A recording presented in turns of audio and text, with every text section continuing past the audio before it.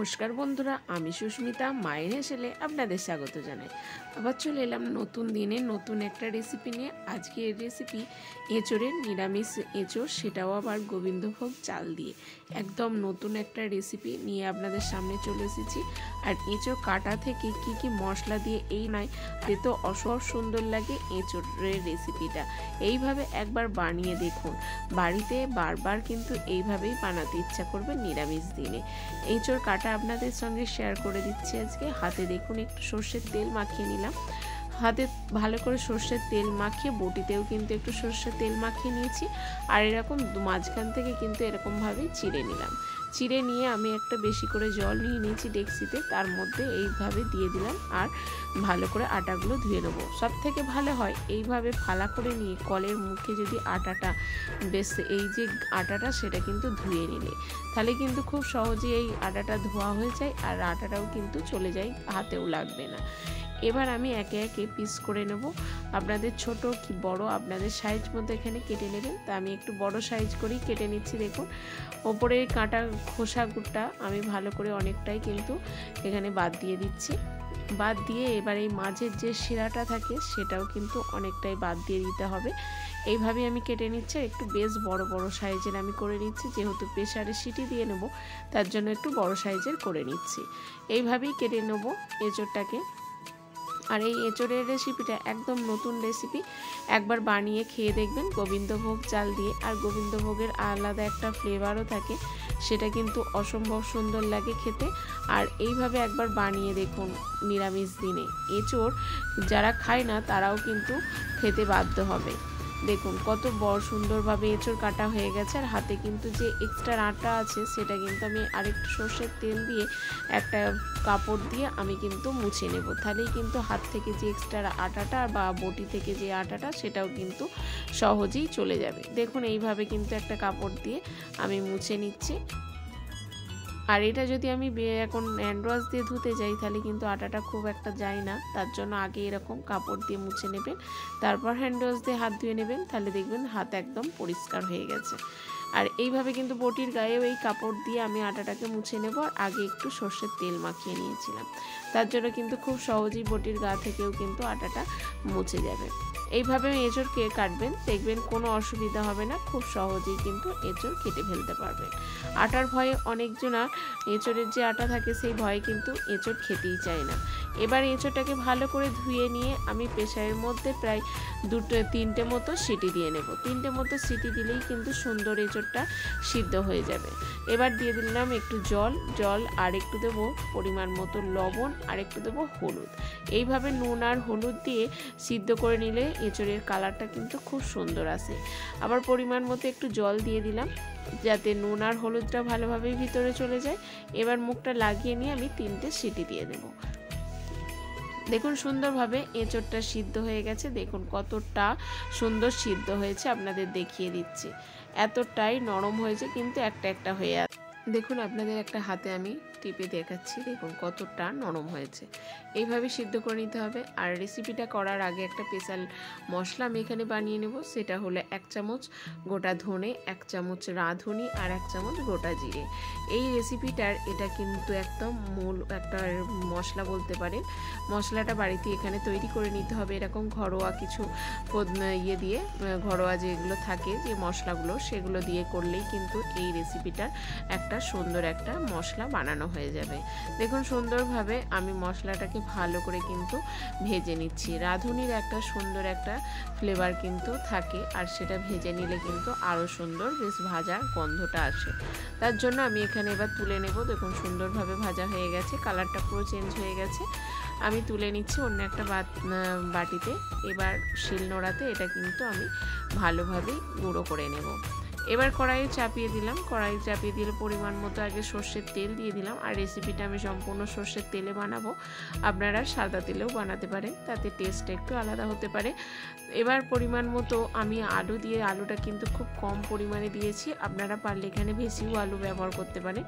আলুগুলো কিন্তু একটু বড় বড় সাইজের করে কেটেছি। আর নুন আর হলুদ দিয়ে আমি ভাজা ভাজা করে নেব। আগে আলুটা ভেজে নেবেন, তারপরে এঁচোড়টা এখানে ভেজে নেব।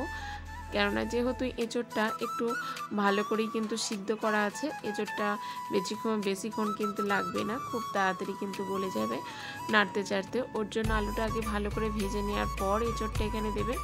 আর একটু ভেজে নিলে কিন্তু এঁচোড়ের বেশ সুন্দর একটা ফ্লেভার আসে, আপনারা না ভাজলেও কোনো অসুবিধা নেই। দেখুন সুন্দরভাবে এখানে আমি আলু আর এই এঁচোড়টাকে আমি ভেজে নেব। আর এখানে বলে রাখি, আমার চ্যানেলে যদি নতুন বন্ধু হয়ে থাকেন, আমার রেসিপিগুলো যদি আপনাদের ভালো লাগে তাহলেই কিন্তু চ্যানেলটাকে সাবস্ক্রাইব করবেন ও পাশে থাকা বেল আইকনটিটাকে প্রেস করে রাখবেন, যাতে আমি কোনো নতুন রেসিপি এরকম ছাড়ার সঙ্গে সঙ্গে সবার আগে আপনাদের কাছে নোটিফিকেশান চলে যায়। দেখুন ভাজা হয়ে গেছে, আমি তুলে নিলাম। আবারও একটু বেশি করে সর্ষের তেল দিয়ে দিলাম আর গোটা গরম মশলা দিয়ে দিলাম। গোটা গরম মশলার মধ্যে দারচিনি, এলাচ, লবঙ্গ, একটা তেজপাতা, গোটা জিরে আর দুটো শুকনো লঙ্কা। ভালো করে ফোড়নটাকে আমি ভেজে নেব যতক্ষণ না দেখুন কালার চেঞ্জ হয়ে গেছে, একটা মিষ্টি ফ্লেভারও এখানে বার হয়ে গেছে। সুন্দরভাবে ভাজার পর এবার দিয়ে দিলাম দুটো টমেটোটাকে বেশ পাতলা পাতলা করে কেটে নিয়েছি। আর এখনকার টমেটো খুব সহজেই কিন্তু সিদ্ধ হয়ে যায়, আর অন্য যে টমেটো দেখবেন সিদ্ধ হতে দেরি হয় সেটা কিন্তু একটু পেস্ট করে নেবেন। দেখুন ভালো করে আমি টমেটোটাকে দেওয়ার সঙ্গে সঙ্গে অনেকটাই নরম হয়ে গেছে। আর এই সময় দিয়ে দিলাম আদা বাটা। আমি এখানে আর কোনো মশলা ব্যবহার করব না, শুধু আদা বাটা দিয়ে দিয়েছি। আর কালারের জন্য দিয়ে দিয়েছি এখানে হলুদ গুঁড়ো আর কাশ্মীর লঙ্কা, আর স্বাদ মতো কিন্তু লবণটা দিয়েছি। এবার ভালো করে মশলাটাকে বেশ কিছুক্ষণ এখানে কষিয়ে নিতে হবে, যতক্ষণ না আদার একটা কাঁচা গন্ধটা চলে যায়। এই মশলাটা কিন্তু ভালো করে কষাবেন, না হলে কিন্তু আদার যে কাঁচা একটা গন্ধ থাকে সেটা কিন্তু আপনাদের লাগবে। আর ওই সময় কিন্তু ভাজা যে মশলাটা করেছিলাম সেই মশলাটা আমি হাফ এখানে দিলাম, আর হাফ আমি রেখে দিলাম, সেটা আমি পরে ব্যবহার করব। কখন কি ব্যবহার করব সেটাই কিন্তু দেখতে হবে, না হলে কিন্তু আপনারা পারফেক্ট এই রেসিপিটা বানাতে পারবেন না, অন্য রকম স্বাদ হবে, তখন কিন্তু আমাকে গালিগালাজ করবেন। দেখুন ভালোভাবে এখানে মশলাটাকে কষিয়ে নিচ্ছি। কষিয়ে নিয়ে বেশ এখানে 6 থেকে 7 মিনিট এই মশলাটাকে কষাতে হবে। আর গ্যাসের ফ্লেমটা কিন্তু একদম মিডিয়াম ফ্লেমে রাখতে হবে, না হলে কিন্তু ঠিক মতো মশলা কষাতে পারবেন না, তলায় ধরে যাবে। দেখুন সুন্দরভাবে মশলাটাকে কষিয়ে নিতে হবে, যত ভালো করে কষাবেন ততই কিন্তু এর টেস্টটা দ্বিগুণ বেড়ে যাবে। আর স্বাদ মতো আপনারা এখানে কাঁচা লঙ্কা বা শুকনো গুঁড়ো লঙ্কাও ব্যবহার করতে পারেন। আমি এখানে দুটো শুকনো লঙ্কা ফোড়নে দিয়েছি, আর আমি পরে আবার কাঁচা লঙ্কাটা এখানে ব্যবহার করব। আর যেটা স্পেশাল সেটা হলো গোবিন্দভোগ চাল।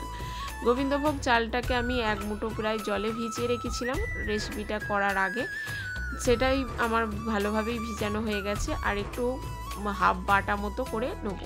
দেখুন সম্পূর্ণ আমি কিন্তু বাটিনি, হাফ বাটা মতো করে রেখেছি চালটাকে, পুরো মিহি কিন্তু বাটিনি। সেই চাল বাটাটা এখানে দিয়ে দিলাম, আর ওই বাটি ধুই কিন্তু একটু জল দিয়ে দিলাম। আবারও এখানে 1 থেকে 2 মিনিট মতো কষিয়ে নেব, যাতে চাল বাটাটা পুরো এঁচোড় পুরো রেসিপিটার সঙ্গে মিশে যায়। এইভাবে রান্নাটা করবেন, তাহলেই কিন্তু আপনারা সুন্দর একটা রেসিপি বানিয়ে খেতে বা খাওয়াতে পারবেন। সুন্দরভাবে দেখুন চাল বাটাটা মিশে যাচ্ছে। আর পরিমাণটা কিন্তু এখানে বলছি না, পরিমাণটা আপনারা বুঝে এখানে ব্যবহার করবেন। আমি যে এরকম এঁচোড় হিসাবে সেই হিসাবে কিন্তু চাল ও আদা বাটাটা নিয়েছি, সেই হিসাবে কিন্তু এখানে দিচ্ছি। আপনারা বুঝতেই পারছেন, সেই বুঝে আপনারা রেসিপিটা করবেন। দেখুন সুন্দরভাবে এখানে মেশানো হয়ে গেল। আর গরম জল দিয়ে দেব। তার আগে যে এঁচোড় সিদ্ধ করেছিলাম সেই সিদ্ধ এঁচোড়ের জলটা কিন্তু আমি ফেলিনি, সেই জলটাই কিন্তু এখানে ব্যবহার করব, কেননা এঁচোড়ের যে ভিটামিনটা সেটা কিন্তু ওই জলের মধ্যেই আছে। জলটা যদি ফেলে দেন তাহলে কিন্তু এঁচোড়ের যে পুষ্টি গুণাগুণ সেটাও কিন্তু আপনারা ফেলে দেবেন। তার জন্য সেই জলটাকে আমি না ফেলে এখানে কিন্তু ব্যবহার করে দেব। আর এখানে কিন্তু মশলাটা আমি অনেকক্ষণ ধরেই কষিয়েছি, আমি সম্পূর্ণ ভিডিওতে আপনাদের দেখাতে পাচ্ছি না, দেখালে কিন্তু অনেক বড়ই ভিডিও হয়ে যাবে। সুন্দরভাবে দেখুন মশলাটা কষে গেছে, আর এঁচোড়ের গায়ে বা আলুর গায়ে সুন্দরভাবে কিন্তু মশলাটা আটকে ধরেছে। এই সময় দিয়ে দিলাম দেখুন ওই সিদ্ধ করা এঁচোড়ের জলটা। আবারও একটু পরিমাণ মতো একটু জল দিয়ে দিতে হবে, যেহেতু আলুটা কাঁচা আছে আর চালটাও কিন্তু সিদ্ধ হয়নি এখনও। আর এঁচোড়টা একটু সিদ্ধ হয়ে গেছে। ভালো করে এখানে জল দিয়ে আমি সম্পূর্ণ মিশিয়ে নেব। মিশিয়ে নিয়ে এখানে আরেকটু জল এখানে ব্যবহার করে ভালো করে ফুটিয়ে নিয়ে আমি একদম লো ফ্লেমে রেখে দেবো প্রায় 10 মিনিট। 10 মিনিট মতো এখানে লো ফ্লেমে রেখে দিলে ঢাকা চাপা দিয়ে আর এখানে দেখুন স্বাদ মতো আরেকটু লবণ দেওয়ার দরকার ছিল, তার জন্য দিয়ে দিয়েছি। আর চেরা কাঁচা লঙ্কা দিয়ে দেব। আপনারা আপনাদের স্বাদ মতো এখানে ঝাল আর লবণটাকে ব্যবহার করবেন। তবে আমি যে মাপটা করে রান্নাটা করেছি পারফেক্ট, সেই ঝাল আর মিষ্টি যাই বলুন সেটা কিন্তু সুন্দর একটা রেসিপি হয়েছিল। তা 10 মিনিট পর আপনাদের কাছে ফিরে এলাম। দেখুন কতটা লোভনীয় হয়েছে, যেমনই ওপরে তেল ছেড়ে এসেছে আর তেমনই কিন্তু বেশ মাখো মাখো ভাবও একটা হয়েছে। আপনাদের দেখাচ্ছি, দেখুন কতটা লোভনীয় হয়েছে। এইভাবে যে গোবিন্দভোগ চাল দিয়েও এঁচোড় রান্না করা যায় সেটা কিন্তু আপনারা না বানিয়ে খেলে আপনারা বুঝতেই পারবেন না যে এত সুন্দর রেসিপিটা আপনাদের অজানা ছিল। সুন্দরভাবে এখানে দেখুন আর একটু কষিয়ে নেব। কষিয়ে নিয়ে এখানে আর দুটো যে নিরামিষ রান্না সেটাকে কিন্তু আরও দ্বিগুণ বানানোর জন্য আর দুটো মশলা এখানে ব্যবহার করব। তার মধ্যে হচ্ছে এখানে গাওয়া ঘি এখানে বেশি পরিমাণেই ব্যবহার করলে ভালো হয়। তা আমি এখানে 1 চামচ মতো গাওয়া ঘি দিয়ে দিয়েছি। আর যে গুঁড়ো মশলাটা আমি তৈরি করেছিলাম সেই গুঁড়ো মশলাটা এখানে ব্যবহার করে দেবো। আর কিন্তু আমি এখানে কোনো গুঁড়ো গরম মশলা আমি এখানে ব্যবহার করিনি। সম্পূর্ণ ঘরে তৈরি করা যে মশলাটা আপনাদের শেয়ার করলাম সেই মশলাটাই কিন্তু এখানে দিয়ে দিলাম। সম্পূর্ণ দিয়ে দিলাম। দেওয়ার পর এখানে ভালো করে গ্যাসটাকে অফ করে দিয়ে আমি সম্পূর্ণ রেসিপিটার সঙ্গে মিশিয়ে নিচ্ছি। আর এইভাবে কিন্তু মেশানোর পর আমি গ্যাসটাকে কিন্তু আমি এখন অফ করে দিয়েছি। এবার ঢাকা চাপা দিয়ে রেখে দেবো প্রায় 10 মিনিট মতো, যাতে ঘি আর এই ভাজা মশলাটা পুরো রেসিপিটার সঙ্গে মিশে যায়। আর আজকের রেসিপিটা আপনাদের কেমন লাগলো অবশ্যই কিন্তু কমেন্ট করে জানাবেন। আপনাদের কমেন্টের মাধ্যমে আমি জানতে পারি আপনাদের মতামত। সম্পূর্ণ ভিডিওটা দেখার জন্য